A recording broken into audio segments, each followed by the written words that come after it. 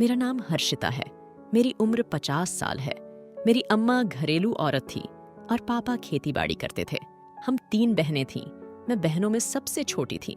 हम जिस गांव में रहते थे वहां आज भी बहुत से पुराने रिवाज चलते थे। कुछ तो हमारे बाप दादा से भी पहले के लोगों ने रिवाज बना रखे थे और रिवाजों की भेंट अक्सर मर्द और ज्यादातर नौजवान नस्लें चढ़ती है। ऐसा नहीं था कि गांव में पढ़े लिखे लोग नहीं थे। गांव का सरदार ग्रेजुएट था और मेरी बहनें भी पढ़ी लिखी थीं। मुझे भी पढ़ने का शौक था। मैं भी पढ़ रही थी, मगर गांव में सभी पढ़े लिखे जाहिल थे जो आज भी पुराने रस्म रिवाज को मानते थे। गांव में आज भी लड़कियों को भेड़ बकरी समझा जाता है। पुराने लोग तो चले गए हैं, मगर उनके रस्म रिवाज आज भी कायम है। मैंने जब होश संभाला तो हर तरफ एक अजीब सी हलचल देखी, एक अजीब सी गहमागहमी थी। गांव के पुराने रस्म रिवाज आज भी न जाने कितनी जिंदगियां बर्बाद कर चुके थे। गांव में बलि, खून बहाव और ऐसी बहुत सी पुराने रस्में आज भी कायम थी। इसके अलावा अक्सर जिस रस्म की लड़कियां शिकार होती थीं, वो ये थी कि गांव का रिवाज था कि जब भी गांव की कोई बच्ची जवान होती तो उसे एक झील के पास सारी रात बिठा दिया जाता था, ताकि यह पता किया जा सके कि वो लड़की माँ बन सकती है या नहीं। औलाद तो भगवान की देन है और औलाद तो मर्द का नसीब है। इस पर औरत को बांझ कहना या उसको इस तरह के परीक्षा में डालना कहा कि इंसानियत थी।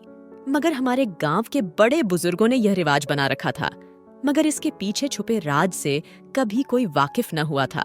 इस रिवाज के पीछे न जाने कितने लोगों ने अपने बेटियां और कितने भाइयों ने अपनी बहनों को गवा दिया था। मैंने भी इस रिवाज के पीछे बहुत बड़ा नुकसान उठाया था। मेरी जिंदगी ही बदल गई थी। अम्मा पापा की नापसंदीदा शादी थी, जिसका खमियाजा सारी उम्र हम बहनों को भुगतना पड़ा। घर में अम्मा पापा का बिल्कुल भी ध्यान न था। मेरी बड़ी बहन ने ही मुझे छोटी उम्र से ही पाला था। मेरे लिए वो ही मेरी माँ थी और वो ही मेरा बाप थी। मगर गांव के इस रिवाज ने मुझसे मेरा सब कुछ छीन लिया।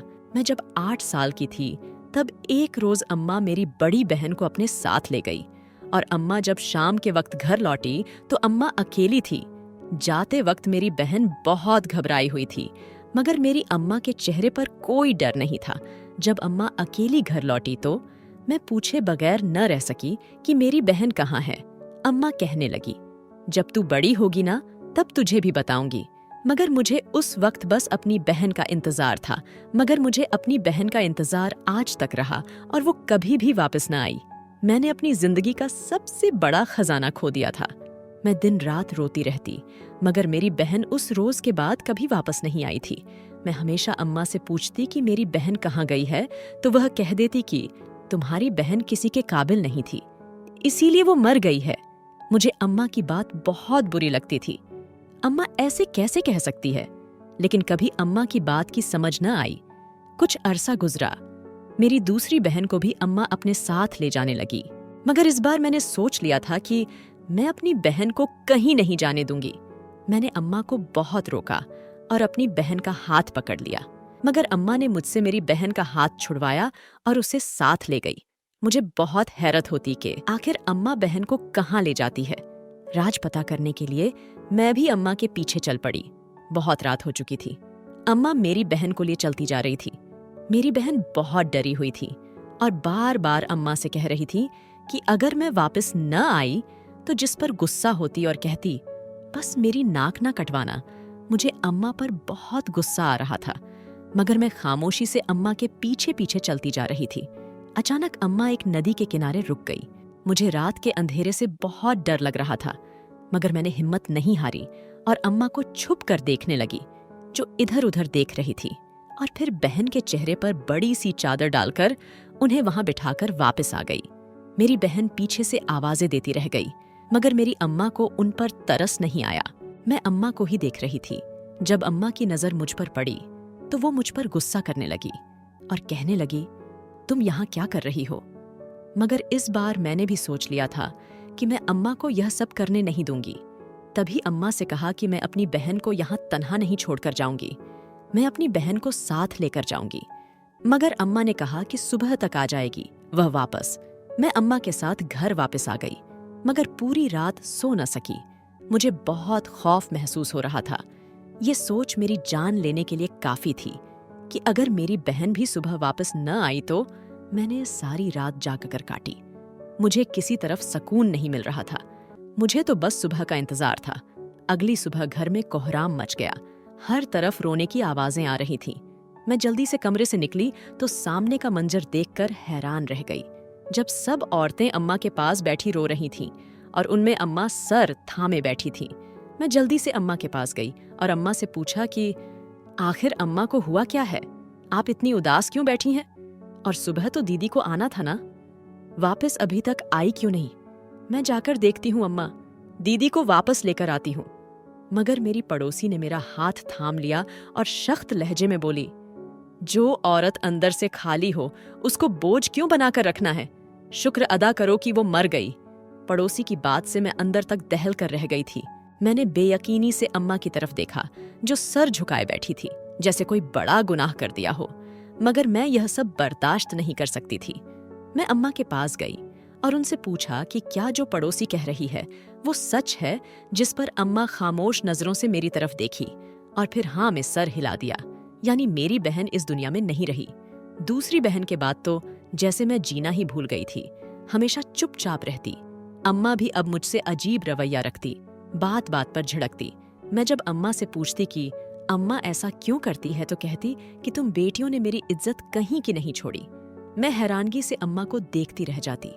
वक्त का काम है गुजरना, तो वह गुजर ही जाता है। मैं भी जवान हो गई थी।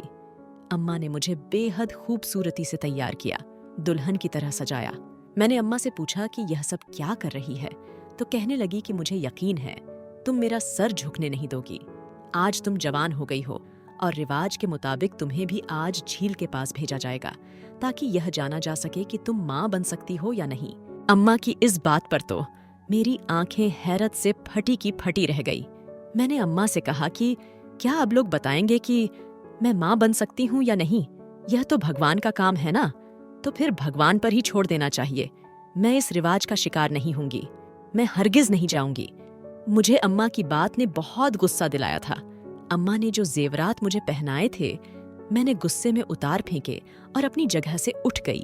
अम्मा ने मुझे रोका और कहने लगी कि अगर आज मैं तुम्हें वहां नहीं छोड़कर आऊंगी तो वो लोग तुम्हें उठाकर ले जाएंगे, जिससे हमारी बदनामी होगी। ये तो गांव का वर्षों पुराना रिवाज है कि लड़की जैसे ही जवान हो उसे झील के पास छोड़ आओ, ताकि पता हो सके कि वह माँ बन सकती है या बांझ है। और जो लड़की अगले दिन जिंदा मिलती है वह माँ बनने के काबिल होती है और उसकी शादी हो जाती है।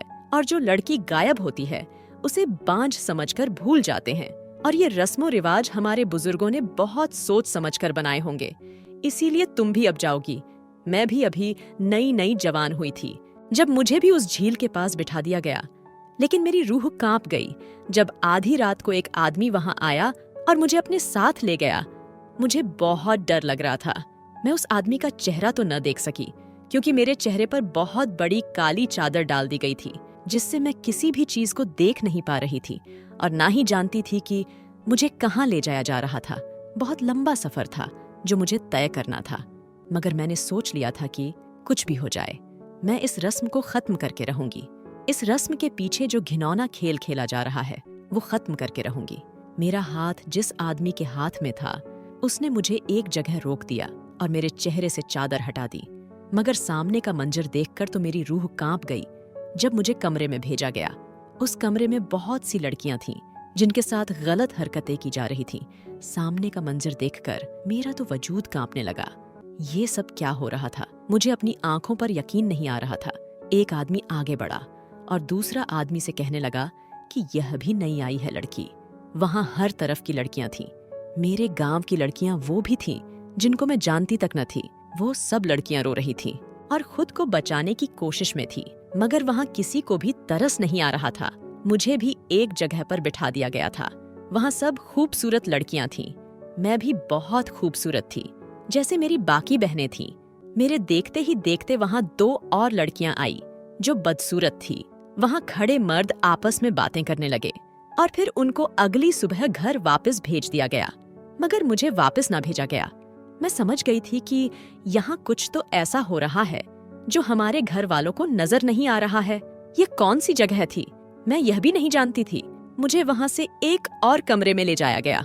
मगर मेरी हैरत की तो इंतहा न रही जब वहां पर मुझसे भी ज्यादा हसीन लड़कियां मौजूद थीं, मगर उनके चेहरे जुल्म का निशाना बनाकर बिगाड़ दिए गए थे। मुझे उस कमरे में छोड़कर मेरे साथ आने वाला लड़का वहां से चला गया कि एक लड़की फूट फूट कर रोने लगी और कहने लगी कि खुद को बचा लो, इन लोगों से खुद को बचा लो, वरना ये तुम्हें भी किसी के काबिल नहीं छोड़ेंगे। उसकी बात सुनकर मेरा दिल कांप गया। मैंने उससे पूछा कि आखिर यहाँ क्या होता है, तो कहने लगी कि यहाँ बांझपन के नाम पर खूबसूरत लड़कियों को कैद कर लिया जाता है और यहाँ उन पर जुल्म करने के बाद बहुत ज्यादा पैसों में उनको आगे दूसरे देश में बेच दिया जाता है, क्योंकि रस्मों रिवाज गांव की हर बेटी पर लागू होते हैं। तभी जो लड़की बदसूरत होती है उसे वापस भेज दिया जाता है। यह जाहिर किया जाता है कि वह माँ बन सकती है, और जो खूबसूरत लड़कियां होती है उनको यहाँ पर ही कैद कर लिया जाता है, यह जाहिर करके कि वो बांझ है। मगर इस घटिया रिवाज के पीछे गांव वाले अपनी इज्जतें भी नहीं बचा पाते। उनको इस बात से जैसे कोई फर्क नहीं पड़ता। मैं उस लड़की की बात पर बहुत ज्यादा डर गई और उसके करीब होकर बैठ गई और उसे कहने लगी कि यहाँ से भागने का कौन सा रास्ता है। मेरी बात पर वो हंसने लगी और कहने लगी कि पूछने का फायदा नहीं है, ये लोग बहुत जालिम हैं, तुम्हें जान से मार देंगे। अगर तुम चूक गई और पकड़ी गई, जैसे तुम्हारी बड़ी बहनों को मार दिया था, वो भी बहुत हिम्मत वाली थी और यहाँ से भागना चाहती थी, मगर हमेशा पकड़ी जाती और आखिरकार उनको मार कर जंगल में फेंक दिया गया। अपनी बहनों के जिक्र पर मैं हैरत से उस लड़की की तरफ देखने लगी। मुझे हैरत से अपनी तरफ देखता पाकर वह मुस्कुरा दी और बोली कि परेशान मत हो, मैं तुम्हें जानती हूँ, मैं तुम्हारी बड़ी बहन की दोस्तों हूँ, मैं तुम्हारे घर भी आया करती थी। सामने बैठी लड़की की तरफ जब मैंने गौर से देखा तो मुझे कुछ याद आया कि ये मेरी बड़ी बहन की सहेली थी और अक्सर हमारे घर आया करती और हम लोगों के साथ खेला करती थी। फिर अचानक गायब हो गई। गांव की सब औरतें कहती थीं कि वो किसी लड़के के इश्क में पागल थी, इसीलिए भाग गई है। मैं तो मुंह पर हाथ रखे उस हसीन लड़की को देख रही थी जो खूबसूरती की मिसाल थी, मगर अब वो पहचान में नहीं आ रही थी। मेरी आंखों में आंसू आ गए और मैंने उस लड़की से पूछा कि मुझे पता बता दो, मैं यहाँ से भाग जाऊंगी। मैं और किसी भी लड़की को इस अंधविश्वास का हिस्सा नहीं बनने दूंगी। जिस जगह पर मुझे रखा गया था वहां से एक सुरंग निकलती थी जो गांव के खेतों में जाती थी। अब मुझे आधी रात का इंतजार था। मैं जल्दी से अपनी चादर ठीक करते हुए उस सुरंग से निकलने लगी थी, मगर उसी वक्त एक आदमी आया और मुझे वहां से ले गया।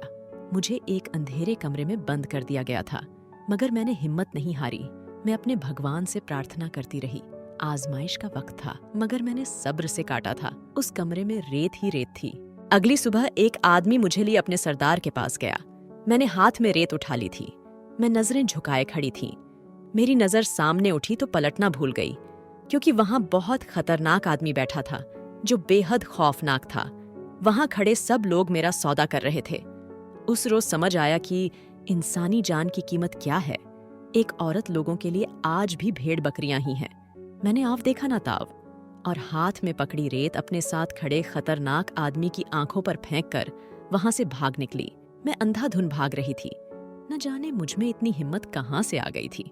शायद मुझे अपनी इज्जत ज्यादा प्यारी थी। मैं भागते हुए अपने घर आ गई, मगर मेरी रूह कांप गई जब सामने ही कुछ साल पहले का घटना दोहराया जा रहा था। गांव की औरतें अम्मा के आसपास बैठी रो रही थीं। मैं जल्दी से आगे बढ़ी और अम्मा के कदमों में बैठ गई कि अम्मा, यह गांव के लोग ठीक नहीं है। यह अपनी बच्चियों को रस्मों रिवाज की भेंट चढ़ा रहे हैं। आप सब लोग जो बेटियों की जवान होते ही उनका जांच करवाने भेजते हैं, वो सिर्फ गुनाह का कुआं है। वहां आपकी बेटियों का जांच नहीं किया जाता, उनकी इज्जत के साथ खेला जाता है, क्योंकि आज तक किसी ने यह जानने की कोशिश ही नहीं की कि गांव की लड़की जो वापस नहीं आती तो फिर कहाँ जाती है। क्यों सबके दिल पत्थर हो गए हैं। मैं जो हकीकत देख कर आई हूँ वो किसी कयामत से कम नहीं है। भगवान के लिए अपनी बेटियों को उन पुरानी रस्मों की भेंट न चढ़ाएं। पूरे गांव की औरतें मुझे सुन रही थीं। उन औरतों में सरदार की बीवी और बेटी भी मौजूद थी, मगर इस बात का मुझे पता नहीं था। कुछ रोज गुजरे कि गांव में अजीब सी हलचल मच गई। पता करने पर जानकारी हुआ कि अब गांव की सरदार की बेटी जवान हो गई है और उसे झील के पास बिठाया जाएगा। सारा गांव सरदार के घर के बाहर खड़ा था। मुझे भी बहुत जिज्ञासा था कि आखिर सरदार का क्या फैसला होगा, मगर शायद वो भी इस घिनौने काम से वाकिफ न था। तभी अपनी जवान और बेहद खूबसूरत बेटी को वहां भेज दिया। सरदार की बीवी लगातार रो रही थी। मैंने सोच लिया था, बेटी सरदार की हो या किसान की, मगर बेटियां सबकी बराबर होती हैं। तभी मैं रात के वक्त सरदार के पीछे चल पड़ी और एक जगह छुप कर बैठ गई। थोड़ी देर गुजरी कि मैं उठकर आगे जाने लगी थी, जब एक और औरत वहां आई जिसने लंबी सी चादर ली हुई थी। इधर उधर देखते आगे बढ़ी और उस सरदार की बेटी को उठा कर ले गई। मुझे काफी हैरत हुई। जिज्ञासा के मारे मैं भी चेहरा छुपाए उस औरत के पीछे चल पड़ी। औरत चलते चलते सरदार की बेटी को एक झोपड़ी में ले गई जो गांव से कुछ दूर था। मैं भी उस झोपड़ी के पास चली गई और उस झोपड़ी में से टूटी फूटी खिड़की से झांक कर देखने लगी, मगर अंदर का मंजर देखकर मेरे पैरों तले से जमीन निकल गई। जब मैंने अंदर सरदार की बीवी और बेटी को देखा, दोनों एक दूसरे के गले लगी हुई थी। मगर मेरी जान तो उस वक्त निकली जब सरदार की बीवी अपनी बेटी से कह रही थी कि शुक्र है मैं तुम्हें उठा लाई, वरना तुम्हारा बाप तुम्हें भी आगे बेच देता। न जाने कब खत्म होगा उसका यह जुल्म गांव वालों पर।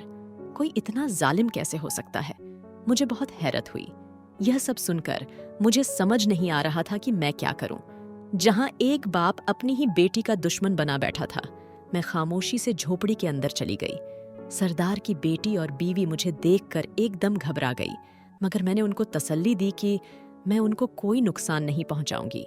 मैंने सरदार की बीवी के कंधे पर हाथ रखा और उसको समझाया कि जब तक हम अपनों के लिए नहीं बोलेंगे तब तक हम पर यह जुल्म होता ही रहेगा।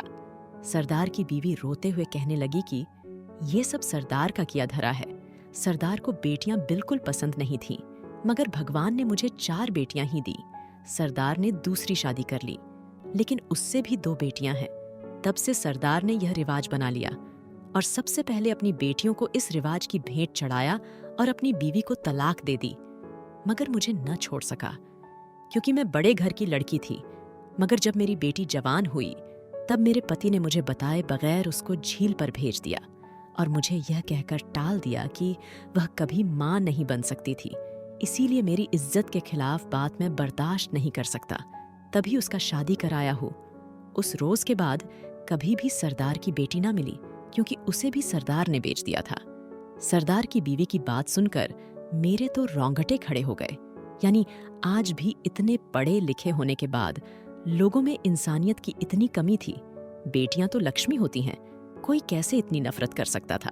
अगर यह सब मुझ पर ना गुजरा होता तो यकीनन मुझे सरदार की बीवी की बातों पर यकीन न आता। मगर मेरे पापा को भी हम बेटियों से कोई लेना देना नहीं था, क्योंकि पहले तो उनकी नापसंदीदा शादी, उस पर बेटियों का पैदा होना पापा को हम सबसे दूर कर गया था। हम तीनों बहनों ने जितनी भी पढ़ाई की वो सब हमारी अम्मा की वजह से थी। हमारी अम्मा को भी हमसे कोई मतलब नहीं था, मगर फिर भी न जाने क्यों हमें पड़ा गई। मैंने सरदार की बीवी से कहा कि हमें कुछ ऐसा करना पड़ेगा कि सरदार की यह फौज इस घटिया काम से दूर हो जाए और इस गांव को इस बेवजह के रिवाज से छुटकारा मिल जाए। सरदार की बीवी ने मेरा साथ देने के लिए हामी भर ली। अब हम गांव की लड़कियों और उनके घर वालों को इस बात को समझाते कि इस रस्म से दूर रहें। मेरी एक सहेली थी जिसका भाई पुलिस में था। मैंने उससे बात की तो पहले तो उसने सरदार के खौफ से मेरी मदद करने से इनकार कर दिया। उसका खौफ जायज था, मगर हम औरतें अकेली पूरे गांव का मुकाबला नहीं कर सकती थीं। मेरी सहेली का भाई किसी सूरत में भी मेरा साथ देने के लिए तैयार न था। मगर जब मेरी सहेली ने अपने भाई से विनती की कि कल को जब उसके साथ यह सब होगा तो क्या वो बर्दाश्त कर पाएगा, तो मेरी सहेली के भाई ने मेरा साथ देने का फैसला कर लिया। सरदार को उसकी असलियत दिखाने के लिए मेरे लिए यही काफी था कि मेरे इस नेक काम में मेरा कोई साथ दे रहा था। सहेली के भाई ने अपनी पूरी टीम तैयार कर ली थी। हमने सबसे पहले अब उस जगह पर जाना था जहां पर रिवाज के नाम पर लड़कियों की इज्जत के साथ खेला जाता था। हमें अब रात होने का इंतजार था। मेरी पड़ोसी, जिसकी बेटी अभी नई नई जवान हुई थी, पड़ोसी उसे लिए झील पर बिठा आई। पूरे गांव में सरदार की बेटी के वापस न आने पर बहुत सी बातें हो रही थीं। मैंने और सरदार की बीवी ने सरदार की बेटी को उसी झोपड़ी में छुपा दिया था ताकि वहां तक कोई न पहुंच सके। मेरी सहेली का भाई बहुत शातिर दिमाग का था। उसने बहुत अच्छे तरीके से उस अड्डे पर कब्जा कर लिया था जहां यह घिनौना खेल खेला जाता था। हमने सरदार को इस सब की कानो कान खबर न होने दी ताकि वह हमारे लिए किसी भी किस्म का कोई मसला खड़ा न कर दे। मैं और मेरी सहेली का भाई अपना अपना काम करते रहे और जल्द ही हमें इस सब का नतीजा भी मिल गया। जिस रात मेरी पड़ोसी की बेटी को झील पर बिठाया गया, उस रात मैं और मेरी सहेली का भाई उस लड़की का पीछा करने लगे। मेरी सहेली के भाई ने इस सारे मंजर का वीडियो बना लिया ताकि कल को कचहरी में दिखाया जा सके। अब फैसला कोर्ट में ही होना था, क्योंकि गांव की पंचायत जब खुद गुनाहों में शामिल हो तो वो किसी भी फैसले का हक खो देते हैं। मैं उसी रात दोबारा उसी जगह पर गई जहां से अपनी इज्जत और जान बचाकर बहुत मुश्किल से बाहर निकली थी। मगर इस मर्तबा मेरे साथ एक मर्द भी था। मेरी सहेली के भाई ने जो टीम तैयार करवाई थी, उस टीम ने उस अड्डे पर तमाम गुनाहगारों को पकड़ लिया था और जब सबको पंचायत में लाया गया तो सरदार के रोंगटे खड़े हो गए। पंचायत के सामने जब उन गुंडों से पूछा गया कि उनका साथ देने वाला कौन था, तो उन सब ने पूरे गांव के सामने सरदार का नाम लिया। सरदार तो ये सुनकर कांपने लग गया था। पुलिस ने सरदार को अपनी हिरासत में ले लिया और फैसला जज के हाथ में दे दिया। सरदार को अपनी सरदारी का नाजायज फायदा उठाने और इस घिनौने खेल में हिस्सा बनने पर उम्र कैद की सजा और एक भारी भरकम जुर्माना अदा करना पड़ा। जब सरदार को कैद हो गई तो हर कोई इन रस्मों रिवाज को खत्म करना चाहता था, मगर गांव से सरदार के जाने के बाद भी अभी भी कुछ पुराने बुजुर्ग बाकी थे जो इन रस्मों को खत्म करने के खिलाफ थे। हकीकत तो यह है कि इंसान को किसी की तकलीफ तब तक समझ नहीं आती जब तक वह खुद इस तकलीफ से गुजर ना जाए। इंसान की यही हकीकत है, वह किसी की तकलीफ में खड़ा होकर तमाशाई तो बन सकता है, मगर अपनी तकलीफ में खड़े तमाशाइयों को देखकर उनको बुरा भला कहता है। अपनी तकलीफ पर यह कहना आसान है कि सामने खड़े तमाशाई हैं, मगर जब खुद उन तमाशाइयों में खड़े हो जाएं, तो फिर सामने वाले की तकलीफ महज मजाक लगती है। मैंने अपनी हिम्मत नहीं हारी थी। मैं उस गांव से गैर मुनासिब रस्मो रिवाज को हमेशा के लिए खत्म करना चाहती थी। इस सब के लिए सबसे पहले मैंने अपने भगवान से मदद मांगी। मैं इस नेकी के सफर में बगैर भगवान की मदद के कुछ भी नहीं कर सकती थी।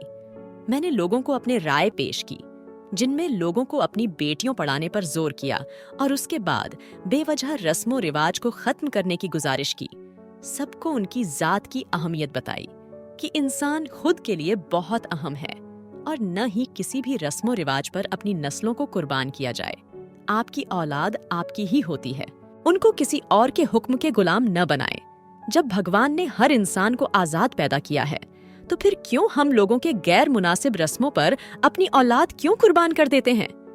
मेरी ये रिवाजों को खत्म करने की मुहिम बहुत कामयाब ठहरी। आधे से ज्यादा गांव मेरी तरफ हो गया था, मगर जहां अच्छाई हो वहां बुराई भी होती है। गांव के कुछ लोग मेरे बहुत खिलाफ थे, क्योंकि मैंने उनके सरदार को जेल पहुंचाया था और उसकी हकीकत सबके सामने खोल दी थी। हमारे गांव में जो नया सरदार बनाया गया, वो बहुत शरीफ इंसान था। मेरे लिए उसकी हुकूमत के बाद ज्यादा आसानी हो गई थी। मैंने जब उससे पुरानी सरदारी खत्म होने पर बात की, तो उसने मेरी बात बहुत ध्यान से सुनी और मुझे सराहा भी कि मैंने बहुत नेक काम किया है। उन्होंने मुझे इस बात का यकीन दिलाया कि वो मेरे हर नेक काम में मेरे साथ साथ होंगे। इंसान नेक रास्ते पर चलने लगे तो भगवान भी हर तरफ से मदद कर देता है। नेकी के रास्ते बेशक मुश्किल होते हैं, मगर उनकी मंजिलें बहुत सुकून और आरामदेह होती है, जबकि गुनाहों के रास्ते यकीनन बहुत आसान होते होंगे, मगर उनकी मंजिलें बेहद खौफनाक होती है। सरदार ने जो रास्ता चुना वह गुनाहों का आसान रास्ता था, मगर उसकी मंजिल बेहद तकलीफ देती है, जबकि मैंने नेकी का रास्ता चुना जो बहुत तकलीफ देह था, जिसमें मुझे हर जगह सिर्फ कांटे ही मिले, मगर मैं अपना दामन बचाती बचाती एक सुकून और खुशियों से भरी मंजिल तक पहुंच गई। मैं कभी कभार सोचती थी कि काश इतनी समझबूझ अगर मुझे पहले होती तो यकीनन आज मेरी बहनें भी मेरे साथ होती, जिन्होंने मुझे माँ बन के भी पाला और बाप बन के भी। मैंने अपना जो नुकसान भुगती थी वो नाकाबिले माफ़ी था। मैंने सरदार को कभी न माफ़ करने का फैसला कर लिया था। उसकी नफरत ने मुझसे मेरा सब कुछ छीन लिया, मगर उसकी नफरत की वजह से ही पूरा गांव मेरा बन गया। मुझे मेरे नाम से जाना जाता था। भगवान ने मुझे बेइंतहा इज्जत दी थी। मैं गांव के छोटे से घर में किसान की बेटी थी, मगर भगवान ने मुझे एक ऊंचे मुकाम पर खड़ा करना था। तभी गांव के सरदार जो बहुत इज्जत रखते थे, उसके मुकाबले में लाकर खड़ा किया। और मुझे इस बात पर फक्र है कि मैं अपनी तमाम आजमाइशों में कामयाब ठहरी।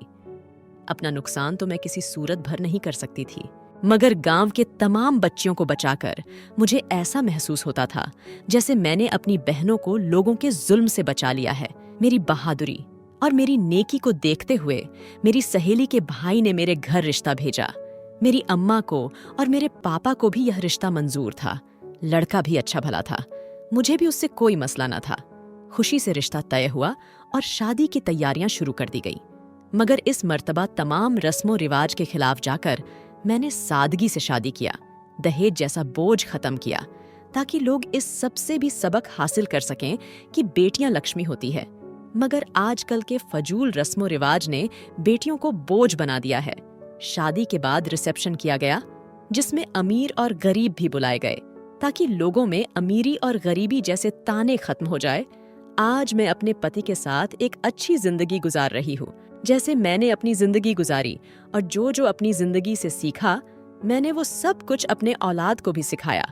भगवान ने मुझे 4 बेटियां दी है और 2 बेटे हैं, मगर मैंने हमेशा अपने भगवान का शुक्र अदा किया है।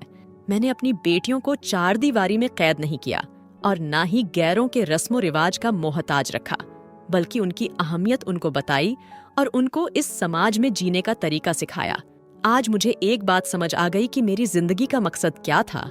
भगवान इंसान तो बहुत पैदा करता है, मगर खास किसी को बनाता है जिसमें उसे किसी किस्म की काबिलियत नजर आती हो, और हर इंसान ही काबिल होता है, मगर ये इंसान के मन के ऊपर है कि वह कौन सा रास्ता चुनता है। दोस्तों, उम्मीद करती हूँ आपको हमारी कहानी पसंद आई होगी। कहानी पसंद आई है तो वीडियो को लाइक करें, चैनल पर नए हैं तो चैनल को सब्सक्राइब करें, और हाँ, नोटिफिकेशन को जरूर दबाएं ताकि अगली अपडेट सबसे पहले आपको मिले।